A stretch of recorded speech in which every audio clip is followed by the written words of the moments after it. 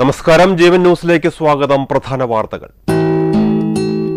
Jeevan news headlines presented by BIS hallmark 9160 ആഭരണങ്ങൾ ഏറ്റവും കുറഞ്ഞ പണിക്കൂലിയിൽ ബോബി ചെമ്മണ്ണൂർ ഇന്റർനാഷണൽ ജ്വല്ലേഴ്സ്.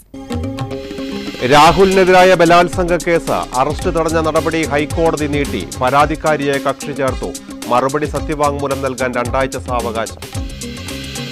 ശബരിമല സ്വർണ്ണക്കൊള്ള പ്രതികളുടെ പങ്കും ഗൂഢാലോചനയും വ്യക്തമാക്കി SIT. റിപ്പോർട്ട് ഹൈക്കോടതി മുമ്പാകെ. കേസന്വേഷണത്തിന് EDക്ക് കേന്ദ്ര അനുമതി. തീവ്ര വോട്ടർ പട്ടിക പരിഷ്കരണം. 6.5 കോടിയോളം വോട്ടർമാർ പട്ടികയ്ക്ക് പുറത്ത്. UPയിൽ പുറത്തായത് 2,89,00,000 പേർ. രണ്ടാമത് തമിഴ്നാട്.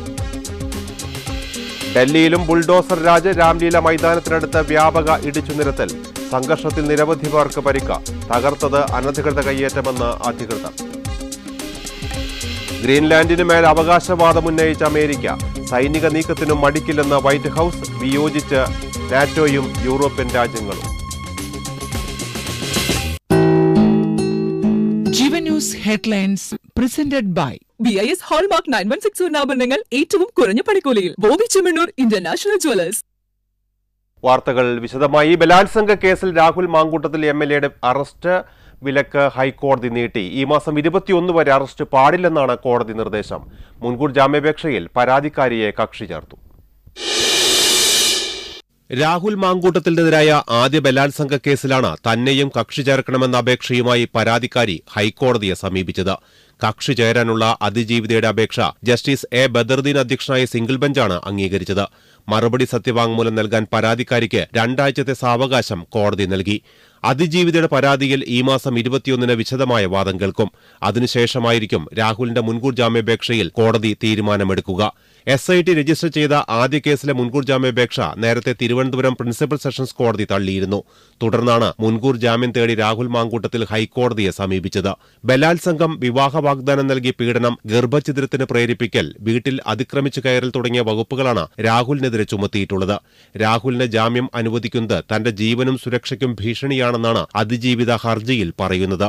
ജീവന് ഭീഷണിയുള്ളതായും സൈബർ ആക്രമണത്തിന് ഇരയാകുന്നതായും ഇവർ പറയുന്നു. ന്യൂസ് ഡെസ്ക് ജീവൻ. ശബരിമല സ്വർണ്ണക്കൊള്ളയിൽ മുൻ ദേവസ്വം ബോർഡ് പ്രസിഡന്റ് പത്മകുമാറിനെതിരെ SIT. പാളികൾ കൊടുത്തുവിടാനുള്ള മിനിറ്റ്സിൽ പത്മകുമാർ തിരുത്തൽ വരുത്തിയത് മനഃപൂർവ്വമാണെന്ന് SIT ഹൈക്കോടതി അറിയിച്ചു. ശബരിമല സ്വർണ്ണക്കൊള്ളയിൽ പ്രതികൾ പദ്ധതിയിട്ടത് വൻ കവർച്ചയായിരുന്നുവെന്നും ഹൈക്കോടതിയിൽ SIT നൽകിയ റിപ്പോർട്ടിൽ പറയുന്നു. ശബരിമലയിലെ കട്ടിളപ്പാളികളുടെ അറ്റകുറ്റപ്പണിക്ക് തന്ത്രി ആവശ്യപ്പെട്ടെന്ന പത്മകുമാറിന്റെ വാദം തെറ്റാണെന്ന് SIT വ്യക്തമാക്കി. കേസ് ഹൈക്കോടതിയുടെ പരിഗണനയിലിരിക്കെ തെളിവുകൾ അട്ടിമറിക്കാൻ ഗോവർദ്ധനും പോറ്റിയും അടക്കമുള്ള പ്രതികൾ ബംഗളൂരുവിൽ ഒത്തുകൂടി ഗൂഢാലോചനയ്ക്ക് മുതിർന്നുവെന്നും SIT വെളിപ്പെടുത്തുന്നു. പാളികൾ പോറ്റിക്ക് കൊടുത്തുവിടുവാനുള്ള മിനിറ്റ്സിൽ സ്വന്തം കൈപ്പടയിൽ പത്മകുമാർ തിരുത്തൽ വരുത്തി. പിച്ചളപ്പാളികൾ എന്നതിനു പകരം ചെമ്പ് എന്നെഴുതി. കൂടാതെ അനുവദിക്കുന്നു എന്ന വാക്കും സ്വന്തമായി എഴുതി ചേർത്തു. ഇതിനു പിന്നാലെയാണ് പോറ്റിക്ക് കൊടുത്തുവിടുവാനുള്ള തീരുമാനമുണ്ടായത്. തന്ത്രിയുടെ അഭിപ്രായം തേടിയിട്ടില്ല. മഹസറിൽ തന്ത്രി ഒപ്പിട്ടിട്ടുമില്ല. അനുമതിയും നൽകിയിട്ടില്ലെന്നും റിപ്പോർട്ടിലുണ്ട്. പാളികൾ അറ്റകുറ്റപ്പണിക്ക് കൊണ്ടുപോകുമ്പോഴോ തിരിച്ചു കൊണ്ടുവന്നപ്പോഴോ ദേവസ്വം ബോർഡ് പ്രസിഡന്റ് രേഖകൾ പരിശോധിച്ചില്ലെന്നും റിപ്പോർട്ടിലുണ്ട്. കേസിൽ ദേവസ്വം ബോർഡ് അംഗം KP ശങ്കർദാസ് 11ാം പ്രതിയാണെന്നും SIT വ്യക്തമാക്കുന്നു. ശബരിമലയിലെ സ്വർണ്ണക്കൊള്ള പ്രതികൾ പദ്ധതിയിട്ടത് വൻ കവർച്ചയെന്നാണ് SIT റിപ്പോർട്ട്. 2025 ഒക്ടോബറിൽ 1ാം പ്രതി ഉണ്ണികൃഷ്ണൻ പോറ്റി, 9ാം പ്രതി പങ്കജ് ഭണ്ഡാരി, 10ാം പ്രതി ഗോവർദ്ധൻ എന്നിവരായിരുന്നു ഒത്തുചേർന്നത്. 2019 സ്വർണ്ണക്കൊള്ള പുറത്തുവരാതിരിക്കാനുള്ള ഗൂഢാലോചനയ്ക്കാണ് ഇവർ ഒത്തുചേർന്നത്. ശബരിമല ശ്രീകോവിലെ സ്വർണം തട്ടിയെടുക്കുവാൻ ഇവർ പദ്ധതിയിട്ടിരുന്നു. 1995 മുതൽ ശബരിമലയിൽ വന്നിരുന്ന ഗോവർദ്ധന് ശ്രീകോവിൽ UB ഗ്രൂപ്പ് 1998 സ്വർണ്ണപ്പാളികൾ പൊതിഞ്ഞെന്ന വിവരം അറിയാമായിരുന്നു. താൻ വാങ്ങിയ സ്വർണത്തിന് 14.97 ലക്ഷം രൂപ നൽകിയെന്നാണ് ഗോവർദ്ധൻ പറയുന്നത്. അതിനർത്ഥം അയാൾ കുറ്റകൃത്യത്തിൽ ഉൾപ്പെട്ടിട്ടുണ്ട് എന്നാണ്. ശബരിമലയിൽ അയ്യപ്പന്റെ സ്വർണമാണ് നഷ്ടപ്പെട്ടത്. അതിന്റെ സൂക്ഷിപ്പുകാർ ദേവസ്വം ബോർഡാണ്. സ്വർണം വാങ്ങാനോ ബോർഡിന് പണം നൽകുവാനോ ഗോവർദ്ധനെ ആരും ചുമതലപ്പെടുത്തിയിട്ടില്ല. പണം നൽകി കുറ്റകൃത്യത്തിൽ നിന്ന് രക്ഷപ്പെടുവാൻ ആകില്ലെന്നും SIT വ്യക്തമാക്കി. എന്നാൽ കൊള്ള പുറത്തു വന്നതോടെ ഗൂഢാലോചന മറച്ചുവെക്കാൻ എന്തൊക്കെ പദ്ധതികൾ വേണമെന്നും ഇതിനായി ഉണ്ണികൃഷ്ണൻ പോറ്റിയെ ബാംഗ്ലൂരിലേക്ക് കൊണ്ടുപോയെന്നും റിപ്പോർട്ടിലുണ്ട്. കൊള്ളയുടെ വ്യാപ്തി അറിയുവാൻ ശാസ്ത്രീയ പരിശോധനാ ഫലം വരണമെന്നും അതുവരെ പ്രതികൾക്ക് ജാമ്യം നൽകരുതെന്നുമാണ് അന്വേഷണ സംഘം ഹൈക്കോടതിയിൽ വാദിച്ചത്. കേസിൽ അന്വേഷണത്തിന് ഹൈക്കോടതി കൂടുതൽ സമയം അനുവദിച്ചിരുന്നു. ന്യൂസ് ഡെസ്ക് ജീവൻ. ശബരിമല സ്വർണ്ണക്കൊള്ളയിൽ കേസ് രജിസ്റ്റർ ചെയ്യാൻ കൊച്ചി എൻഫോഴ്സ്മെന്റ് ഡയറക്ടറേറ്റ് യൂണിറ്റിന് കേന്ദ്രം അനുമതി നൽകി. അന്വേഷണ ഉദ്യോഗസ്ഥനെ തീരുമാനിച്ച ശേഷം ഇഡി കേസന്വേഷണം നടത്തുമെന്നാണ് റിപ്പോർട്ട്.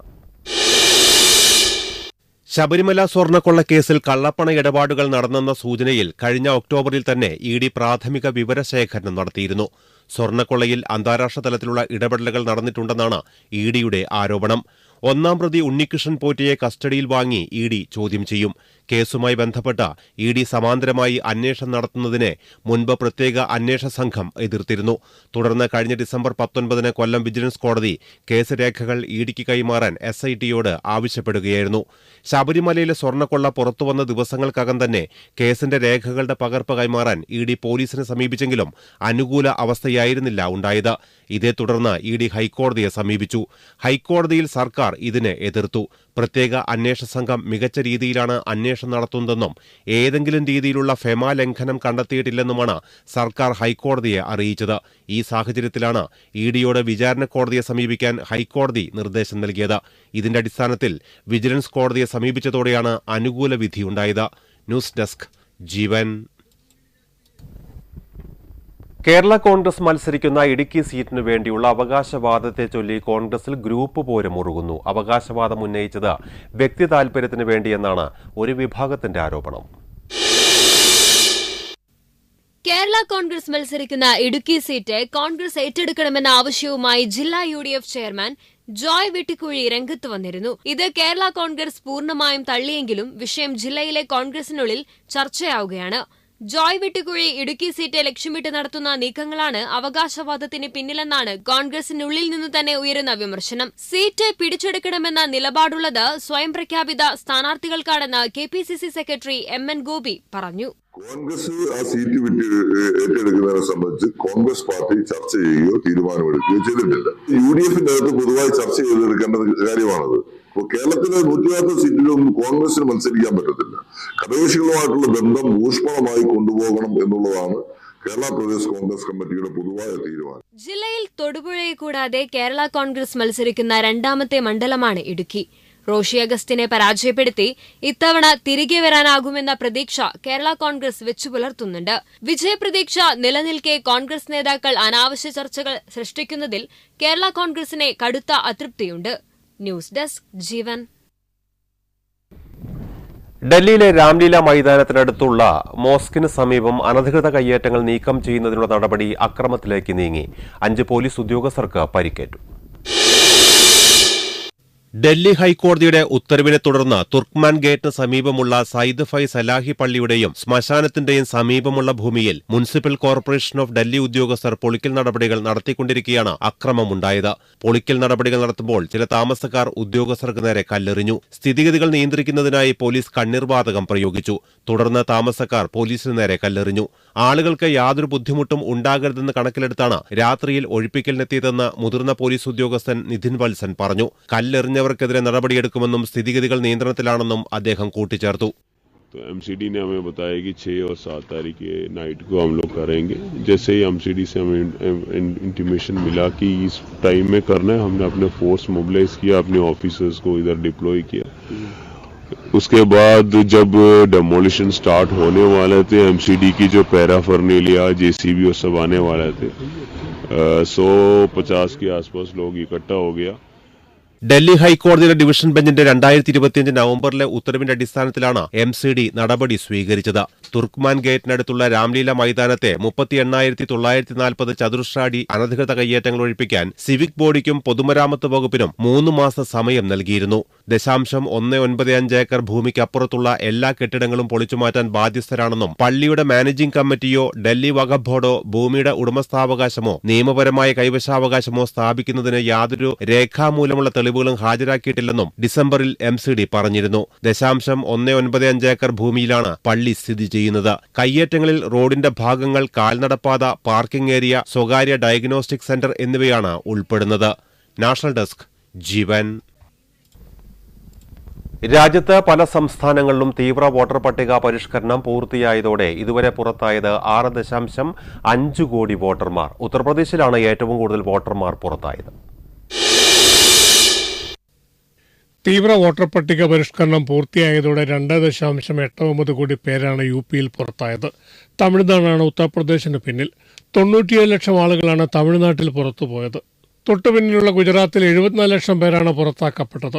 പശ്ചിമ ബംഗാളിൽ 58 ലക്ഷം പേരും കേരളത്തിൽ 24 ലക്ഷം പേരുമാണ് പട്ടികയ്ക്ക് പുറത്തുപോയത്. കഴിഞ്ഞ ദിവസമാണ് UP-യിലെ പുതുക്കിയ കരട് വോട്ടർ പട്ടിക തെരഞ്ഞെടുപ്പ് കമ്മീഷൻ പുറത്തിറക്കിയത്. 2.89 കോടി വോട്ടർമാർ പുറത്തായതോടെ സംസ്ഥാനത്തെ മൊത്തം വോട്ടർമാരുടെ എണ്ണം 15 കോടിയിൽ നിന്ന് 12 കോടിയായി കുറഞ്ഞു. മുൻപുണ്ടായിരുന്ന വോട്ടർ പട്ടികയിലെ 15 കോടി ആളുകളിൽ ഏകദേശം 12 കോടി പേർ ഫോമുകൾ തിരികെ നൽകിയതായി മുഖ്യ തെരഞ്ഞെടുപ്പ് ഓഫീസർ പറഞ്ഞിരുന്നു. മൊത്തം വോട്ടർമാരുടെ ഏകദേശം 81% വരും ഇത്. ബാക്കി ഫോമുകൾ തിരികെ ലഭിച്ചില്ല. ഏകദേശം 46.23 പേർ മരണമടഞ്ഞതായും 2.17 കോടി പേർ പലായനം ചെയ്തതായും 25.47 ലക്ഷം പേർ ഒന്നിൽ കൂടുതൽ തവണ പേര് ചേർത്തെന്നുമാണ് കണ്ടെത്തൽ. കരട് വോട്ടർ പട്ടിക പ്രസിദ്ധീകരിച്ചതോടെ പരാതികൾ അറിയിക്കാനുള്ള അവസാന തീയതിയും തെരഞ്ഞെടുപ്പ് കമ്മീഷൻ അറിയിച്ചിട്ടുണ്ട്. ഫെബ്രുവരി 6 വരെയാണ് പരാതികൾ അറിയിക്കാനാകുക. മാർച്ച് 6 അന്തിമ വോട്ടർ പട്ടിക പുറത്തിറക്കും. പട്ടികയുമായി ബന്ധപ്പെട്ട എല്ലാ വിവരങ്ങളും ഔദ്യോഗിക ലിങ്കുകൾ വഴി ലഭ്യമാണെന്ന് മുഖ്യ തെരഞ്ഞെടുപ്പ് ഓഫീസർ അറിയിച്ചു.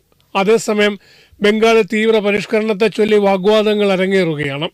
ഡിസംബർ 16 ബംഗാളിൽ കരട് വോട്ടർ പട്ടിക പ്രസിദ്ധീകരിച്ചത്. പുറത്താക്കപ്പെട്ട 58 ലക്ഷം പേരിൽ പലായനം ചെയ്തവരും മരിച്ചവരുമെല്ലാം ഉൾപ്പെടുന്നുണ്ട്. കൊൽക്കത്ത നോർത്ത് നിയമസഭാ മണ്ഡലത്തിലാണ് ഏറ്റവും കൂടുതൽ പേർ പുറത്താക്കപ്പെട്ടിരിക്കുന്നത്. ഇതിനെതിരെ തൃണമൂൽ കോൺഗ്രസ് സുപ്രീം കോടതിയെ സമീപിച്ചിട്ടുണ്ട്. ഡിസംബർ 24 കേരളത്തിലെ കരട് വോട്ടർ പട്ടിക പുറത്തിറക്കിയത്. കരട് വോട്ടർ പട്ടികയുമായി ബന്ധപ്പെട്ട പരാതികൾ നൽകുന്നതിനും ഹിയറിംഗിനും ജനുവരി 22 വരെ സമയം അനുവദിച്ചിട്ടുണ്ട്. ഫെബ്രുവരി 21 അന്തിമ വോട്ടർ പട്ടിക പ്രസിദ്ധീകരിക്കുന്നത്. ന്യൂസ് ഡെസ്ക് ജീവൻ. പശ്ചിമ ബംഗാളിൽ തീവ്ര വോട്ടർ പട്ടിക പരിഷ്കരണം സംബന്ധിച്ച് തെരഞ്ഞെടുപ്പ് കമ്മീഷനെതിരെ വിമർശനം കടുപ്പിച്ച് മുഖ്യമന്ത്രി മമതാ ബാനർജി. SIR പ്രക്രിയയ്ക്കായി BJP IT സെൽ വികസിപ്പിച്ച മൊബൈൽ ആപ്ലിക്കേഷനുകളാണ് കമ്മീഷൻ ഉപയോഗിക്കുന്നതെന്ന് മമത ആരോപിച്ചു. SIR-നായി തെരഞ്ഞെടുപ്പ് കമ്മീഷൻ എല്ലാത്തരം വ്യാജ നീക്കങ്ങളും നടത്തുന്നതായി മമത ആരോപിച്ചു. യോഗ്യതയുള്ള വോട്ടർമാരെ മരിച്ചതായി കണക്കാക്കുകയും പ്രായമായവരെയും രോഗികളെയും ഹിയറിംഗിനെത്താൻ നിർബന്ധിക്കുകയും ചെയ്യുന്നു.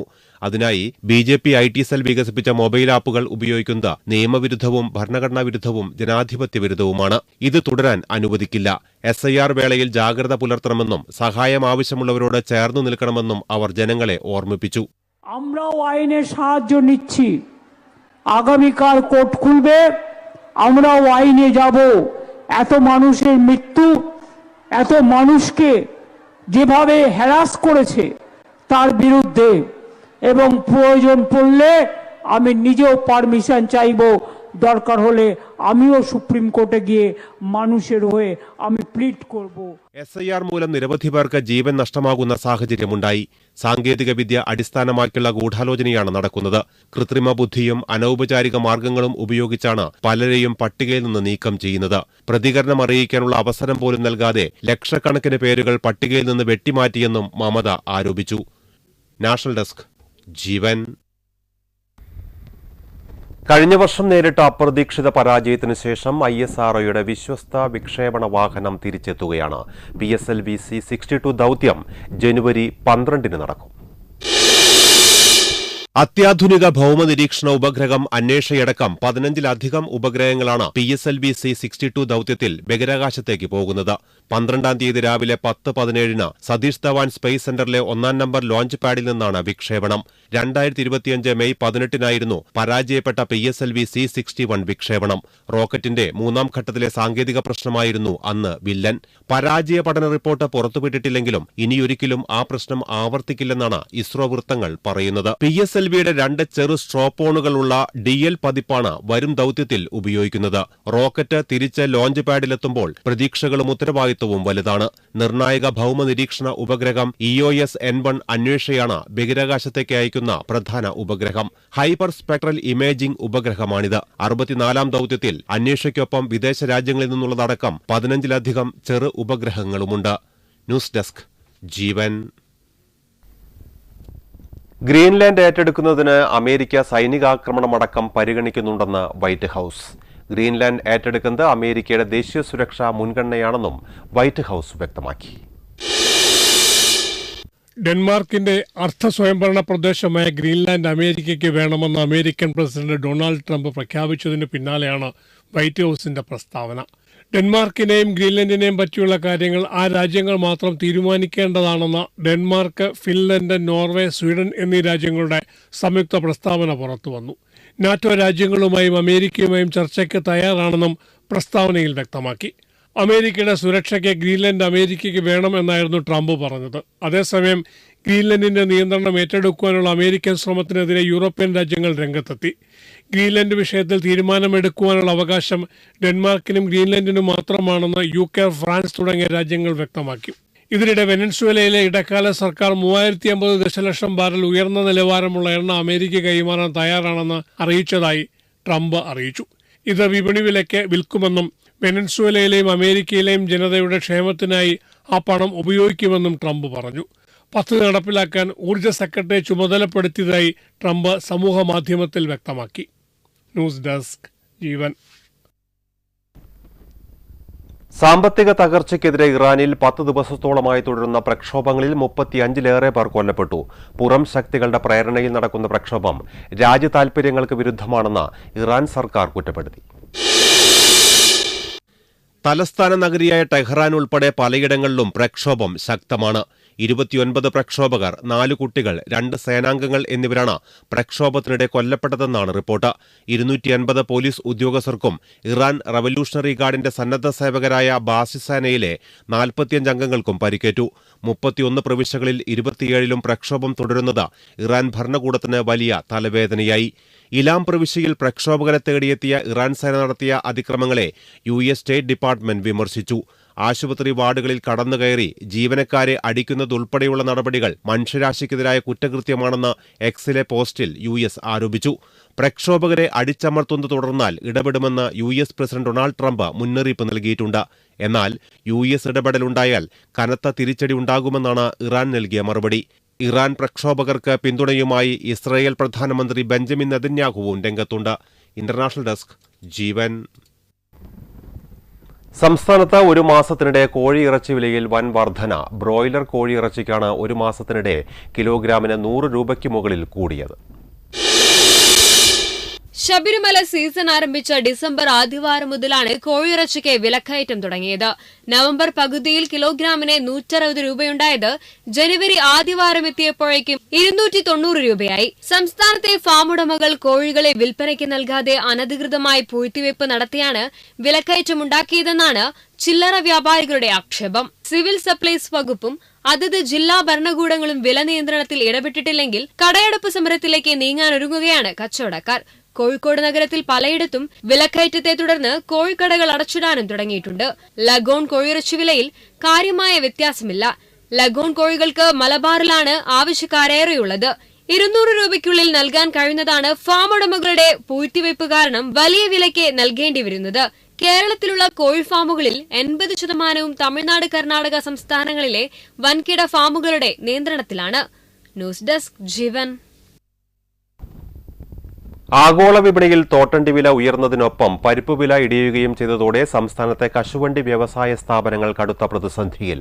കൂടിയ വിലയ്ക്ക് തോട്ടണ്ടി വാങ്ങി സംസ്കരിച്ചാൽ വലിയ നഷ്ടമുണ്ടാകാൻ സാധ്യതയുള്ളതിനാൽ സ്വകാര്യ ഫാക്ടറികൾ അടച്ചിടാനുള്ള ആലോചനയിലാണ്. കാഷ്യൂ കോർപ്പറേഷനും കാപെക്സിനുമായി കാഷ്യൂ ബോർഡ് തോട്ടണ്ടിക്ക് ടെൻഡർ വിളിച്ചിട്ടുണ്ടെങ്കിലും വിപണി വിലയിൽ നിന്ന് താഴ്ത്തി ലഭിച്ചില്ലെങ്കിൽ കരാർ ഉറപ്പിച്ചേക്കില്ല.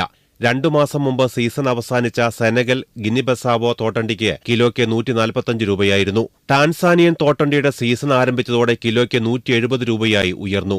5 കിലോ തോട്ടണ്ടി സംസ്കരിച്ചാലേ 1 കിലോ കശുവണ്ടി പരിപ്പ് ലഭിക്കൂ. 100 രൂപ സംസ്കരണ ചെലവ് സഹിതം ടാൻസാനിയൻ തോട്ടണ്ടി സംസ്കരിച്ച 1 കിലോ പരിപ്പ് ലഭിക്കാൻ 900 രൂപയാകും. എന്നാൽ കൂടുതൽ വിൽപ്പനയുള്ള W320 ഗ്രേഡ് കശുവണ്ടി പരിപ്പിന് വിപണിയിൽ 710 മുതൽ 725 രൂപ വരെയേ വിലയുള്ളൂ. 5 കിലോ ടാൻസാനിയൻ തോട്ടണ്ടി സംസ്കരിച്ച് വിൽക്കുമ്പോൾ 240 രൂപ വരെ നഷ്ടമുണ്ടാകും. സാധാരണ തോട്ടണ്ടി വില ഉയരുമ്പോൾ പരിപ്പിന്റെയും വില ഉയരേണ്ടതാണ്. എന്നാൽ 1 മാസം മുമ്പ് W320 ഗ്രേഡ് പരിപ്പിന്റെ വില 100 രൂപ ഇടിഞ്ഞ് കിലോയ്ക്ക് 725 രൂപയിലെത്തി. ആഫ്രിക്കയിലെ കശുവണ്ടി ഉൽപാദക കേന്ദ്രങ്ങളിൽ നിന്ന് വൻതോതിൽ തോട്ടണ്ടി സംഭരിച്ച് രാജ്യത്ത് എത്തിച്ച ശേഷം വിൽക്കാതെ ക്ഷാമം സൃഷ്ടിച്ച് വില ഉയർത്തുന്ന ട്രേഡിംഗ് മാഫിയയാണ് കേരളത്തിലെ കശുവണ്ടി മേഖലയെ പ്രതിസന്ധിയിലാക്കുന്നത്. ഇതിനു പുറമെ മൂല്യവർദ്ധിത ഉൽപ്പന്നങ്ങളാക്കി കയറ്റുമതി ചെയ്യാനെന്ന വ്യാജേന വൻതോതിൽ പരിപ്പ് ഇറക്കുമതി ചെയ്യുന്നതും തിരിച്ചടിയായി. ന്യൂസ് ഡെസ്ക് ജീവൻ. സ്വകാര്യ മില്ലുടമകളുടെ കൊള്ളയിൽ നിന്ന് കർഷകരെ രക്ഷിക്കാനും യഥാസമയം വില അവർക്ക് ലഭ്യമാക്കാനും നെല്ല് സംഭരണം പ്രാഥമിക കാർഷിക സഹകരണ സംഘങ്ങളെ ഏൽപ്പിക്കും. മുഖ്യമന്ത്രി പിണറായി വിജയന്റെ അധ്യക്ഷതയിൽ ചേർന്ന ഉന്നതതല യോഗത്തിലാണ് തീരുമാനം. വരുന്ന സീസണിൽ തന്നെ സംവിധാനം നിലവിൽ വരും. ബാങ്ക് വഴിയുള്ള PRS അധിഷ്ഠിത വായ്പകളെ ആശ്രയിക്കുന്നത് ഒഴിവാക്കി സംഭരണത്തിന് ശേഷം കാലതാമസമില്ലാതെ നെല്ലിന്റെ വില കർഷകന് നൽകാനാണ് തീരുമാനം. സംസ്കരണമടക്കമുള്ള നടപടികൾക്ക് ജില്ലാ താലൂക്ക് തലത്തിൽ സഹകരണ സംഘങ്ങളുടെയും പാടശേഖര സമിതികളുടെയും കർഷകരുടെയും ഓഹരി പങ്കാളിത്തത്തിൽ നോഡൽ സഹകരണ സംഘം രൂപീകരിക്കും. നോഡൽ സംഘങ്ങളുടെ ഉടമസ്ഥതയിലുള്ള മില്ലുകളിലോ വാടകയ്ക്കെടുക്കുന്ന മില്ലുകളിലോ സ്വകാര്യ മില്ലുകൾ വഴിയോ നെല്ല് സംസ്കരണം നടത്തും. നിശ്ചയിച്ച ഔട്ട് ആൻഡ് റേഷ്യോ പ്രകാരം നെല്ല് സംസ്കരിച്ച് പൊതുവിതരണ സംവിധാനത്തിലേക്ക് എത്തിക്കും. നിലവിൽ സ്വകാര്യ മില്ലുകൾക്ക് ലഭ്യമാകുന്ന പൊടിയരി, ഉമി, തവിട് തുടങ്ങിയവയും പ്രോസസിംഗ് ചാർജും നോഡൽ സംഘങ്ങൾക്ക് ലഭിക്കും. നെല്ല് സംഭരണത്തിന്റെ നോഡൽ ഏജൻസി സപ്ലൈകോ ആയിരിക്കും. ചീഫ് സെക്രട്ടറിക്കും ബന്ധപ്പെട്ട വകുപ്പ് സെക്രട്ടറിമാർക്കുമാണ് പദ്ധതിയുടെ ചുമതല. മിച്ച ഫണ്ടില്ലാത്ത സഹകരണ സംഘങ്ങൾക്ക് വേണ്ടി കേരള ബാങ്കിന്റെ പ്രത്യേക സാമ്പത്തിക സഹായ വായ്പാ പദ്ധതി രൂപീകരിക്കും. നോഡൽ സഹകരണ സംഘങ്ങൾക്ക് ആവശ്യമായി വരുന്ന പ്രവർത്തന മൂലധന വായ്പ കേരള ബാങ്ക് വഴി നൽകും. സഹകരണ വകുപ്പ്, ഭക്ഷ്യ പൊതുവിതരണ വകുപ്പ്, കൃഷി വകുപ്പ്, പാടശേഖര സമിതികൾ, നെല്ല് കർഷക പ്രതിനിധി, കേരള ബാങ്ക്, നോഡൽ സഹകരണ സംഘങ്ങൾ എന്നിവരുടെ പ്രതിനിധികൾ ഉൾപ്പെടുന്ന ജില്ലാതല ഏകോപന സമിതി ജില്ലാ കളക്ടറുടെ അധ്യക്ഷതയിൽ രൂപീകരിക്കും. നെല്ല് സംഭരണം, തുക വിതരണം എന്നിവയുടെ നിരീക്ഷണത്തിന് ഡിജിറ്റൽ പോർട്ടൽ സംവിധാനം ഏർപ്പെടുത്താനും തീരുമാനമായി. ന്യൂസ് ഡെസ്ക് ജീവൻ. വിദേശ വിദ്യാഭ്യാസ രംഗത്തെ സേവനദാതാക്കളിൽ പ്രമുഖരായ സാൽവെ മരിയ ഇന്റർനാഷണൽ വിദേശ പഠന അവസരങ്ങൾ നേരിടുന്ന വെല്ലുവിളികൾ അതിജീവിക്കാനായി പുതിയ കർമ്മ പദ്ധതികൾ പ്രഖ്യാപിച്ചു. AI സാങ്കേതികവിദ്യയെ അടിസ്ഥാനമാക്കിയുള്ള പുതിയ കർമ്മ പദ്ധതികളാണ് പ്രഖ്യാപിച്ചിട്ടുള്ളത്. AI സാങ്കേതികവിദ്യ, പുതുതലമുറയുടെ മാറുന്ന താൽപര്യങ്ങൾ എന്നിവയെ അടിസ്ഥാനമാക്കി കാലോചിത വിദേശ പഠന അവസരങ്ങൾ കണ്ടെത്തുന്നതിനുള്ള പുതിയ കർമ്മ പദ്ധതികളാണ് വിദേശ വിദ്യാഭ്യാസ രംഗത്തെ സേവനദാതാക്കളിൽ പ്രമുഖരായ സാൽവെ മരിയ ഇന്റർനാഷണൽ പ്രഖ്യാപിച്ചത്. വിദ്യാർത്ഥികളുടെയും രക്ഷകർത്താക്കളുടെയും പ്രതീക്ഷകൾക്ക് അനുസരണമായി കൌൺസിലിംഗ് സംവിധാനങ്ങളിലും പ്രവർത്തന ക്രമങ്ങളിലും കാര്യക്ഷമത വർദ്ധിപ്പിക്കാൻ പുതിയ നവീകരണങ്ങളിലൂടെ കഴിയുമെന്ന് Salve Maria international CEO Bobby Sebastian പറഞ്ഞു. വിദേശ വിദ്യാഭ്യാസ സേവനം എന്നത് പ്രവേശനം നേടിക്കൊടുക്കുന്ന കച്ചവട പ്രക്രിയ മാത്രമല്ലെന്നും ഓരോ വിദ്യാർത്ഥിയുടെയും കഴിവിനും ലക്ഷ്യത്തിനും അനുയോജ്യമായ അക്കാദമിക് വഴികൾ കണ്ടെത്തിക്കൊടുക്കുകയാണ് ലക്ഷ്യമെന്നും ബോബി സെബാസ്റ്റ്യൻ വ്യക്തമാക്കി. 2026 സാൽവെ മരിയ വെൽക്കം ചെയ്യുന്നത് കുറേ രാജ്യങ്ങളിലേക്ക് കുട്ടികൾക്ക് അവസരങ്ങൾ ഒരുക്കിക്കൊണ്ടാണ്. 20-ൽ പരം രാജ്യങ്ങൾ കറന്റ്ലി സാൽവെ മരിയയിൽ കൂടെ ഇന്റർനാഷണൽ എഡ്യൂക്കേഷൻ ആഗ്രഹിക്കുന്ന ഒരു കേരള സ്റ്റുഡൻറ്റിന് ആക്സസ് ചെയ്യാനായിട്ട് സാധിക്കും. അതേപോലെ AI-യുടെ ആപ്ലിക്കേഷൻ ഞങ്ങളുടെ ബിസിനസ്സിലോട്ട് ഉൾപ്പെടുത്താൻ ഈ വർഷം ട്രൈ ചെയ്യുന്നുണ്ട്. ഓഫ് കോഴ്സ് നൂതനമായ പ്രോഗ്രാമുകൾ ലോകരാജ്യങ്ങളിലെല്ലാം അവൈലബിൾ ആണ്. അതിലേക്കും സാൽവെ മരിയ വഴി തീർച്ചയായിട്ടും ഒരു ആക്സസ് കേരള സ്റ്റുഡൻസിനുള്ളതാണ്. അതേപോലെ ഇന്റർനാഷണൽ എഡ്യൂക്കേഷൻ സാൽവെ മരിയ വഴി ചൂസ് ചെയ്യുമ്പോൾ സർവീസ് ചാർജസ് ഒരു കുട്ടികൾക്കും ആകുന്നില്ല. വർഷങ്ങളായിട്ട്, കഴിഞ്ഞ 18 വർഷങ്ങളായിട്ട് അങ്ങനെയാണ്. ഇതാണ് 2026 എനിക്ക് പറയാനുള്ള പ്രത്യേകതകൾ. വിശ്വാസയോഗ്യമായ പഠനപാതകൾ കൃത്യമായി നിർദ്ദേശിച്ച് ഓരോ വിദ്യാർത്ഥിക്കും അനുയോജ്യമായ വിദ്യാഭ്യാസ അവസരങ്ങളിലേക്ക് എത്തിക്കാൻ സാൽവെ മരിയ ഇന്റർനാഷണൽ പ്രതിജ്ഞാബദ്ധമാണെന്നും ബോബി സെബാസ്റ്റ്യൻ പറഞ്ഞു. ലോകത്തെ 21 രാജ്യങ്ങളിൽ പഠന സൌകര്യമൊരുക്കും. വിദേശത്ത് പഠനത്തിന് അവസരം തേടുന്ന വിദ്യാർത്ഥികൾക്കും അവരുടെ രക്ഷിതാക്കൾക്കുമായി ഫെബ്രുവരി 3 കൊച്ചി റാഡിസൺ ബ്ലൂവിലും ഫെബ്രുവരി 4 കോട്ടയത്തെ ഐഡ ഹോട്ടലിലും Australian education fair Salve Maria international സംഘടിപ്പിക്കുന്നുണ്ട്. ജീവൻ ന്യൂസ്, കൊച്ചി.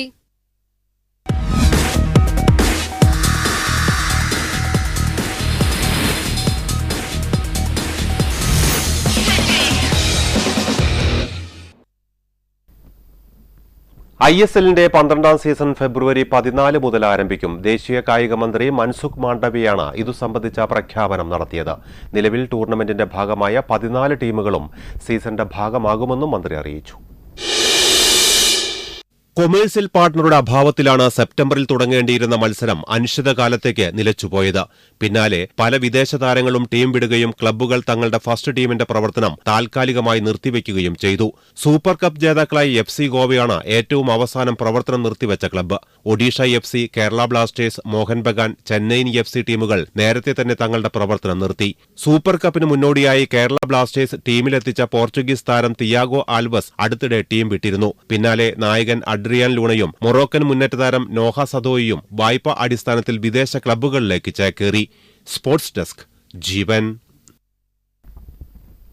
പ്രധാന വാർത്തകൾ വീണ്ടും.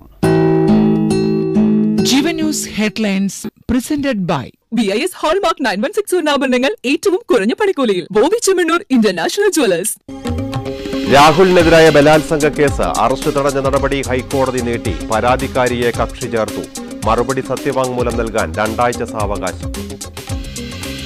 ശബരിമല സ്വർണ്ണക്കൊള്ള പ്രതികളുടെ പങ്കും ഗൂഢാലോചനയും വ്യക്തമാക്കി SIT. റിപ്പോർട്ട് ഹൈക്കോടതി മുമ്പാകെ. കേസന്വേഷണത്തിന് EDക്ക് കേന്ദ്ര അനുമതി.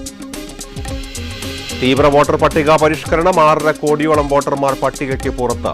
UPയിൽ പുറത്തായത് 2,89,00,000 പേർ. രണ്ടാമത് തമിഴ്നാട്.